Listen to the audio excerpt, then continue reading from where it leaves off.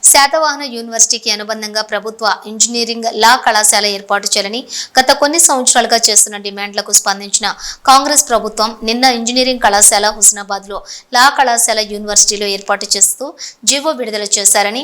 AISF demand చేసినటువంటి ఫలితంగానే engineering లా కళాశాల మంజూరైందని జీవో విడుదలపై సంతోషం వ్యక్తం చేస్తూ యూనివర్సిటీకి అనుబంధంగా ఇంజనీరింగ్ కళాశాల లా కళాశాల ఏర్పాటుకు కృషి చేసిన మంత్రులు పొన్నం ప్రభాకర్ దుద్దిళ్ల శ్రీధర్ బాబుకి ధన్యవాదాలు తెలియజేస్తూ ఇంజనీరింగ్ కళాశాల యూనివర్సిటీ ఆవరణలో కరీంనగర్ కేంద్రంగా ఏర్పాటు చేయాలని కరీంనగర్ జిల్లాలో ఇప్పటికే 6 ప్రైవేట్ ఇంజనీరింగ్ కళాశాలలు ఉన్న నేపథ్యంలో ఒక ప్రభుత్వ ఇంజనీరింగ్ కళాశాల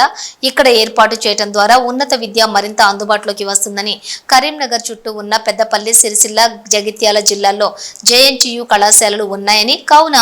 కరీంనగర్లోని ప్రభుత్వ ఇంజనీరింగ్ కళాశాల ఏర్పాటు చేస్తే ఉత్తర తెలంగాణకి విద్యా హబ్గా కేంద్రంగా కరీంనగర్ మారుతుందని యూనివర్సిటీలో కూడా విద్యా ప్రమాణాలు పెరగాలంటే అక్కడే కళాశాల ఏర్పాటు చేస్తే బాగుంటుందని ఇప్పటికే కరీంనగర్లో ప్రభుత్వ మెడికల్ కళాశాల కూడా ఉందని ప్రభుత్వ ఇంజనీరింగ్ కళాశాల కూడా కరీంనగర్లో ఏర్పాటు చేసి పేద మధ్య విద్యార్థులకు మరింత అందుబాటులోకి ఇంజనీరింగ్ విద్య తీసుకురావాలని ప్రభుత్వం పునరాలోచన చేసి కరీంనగర్లో ప్రభుత్వ ఇంజనీరింగ్ కళాశాల ఏర్పాటు చేయాలని మణికంఠ రెడ్డి డిమాండ్ చేశారు.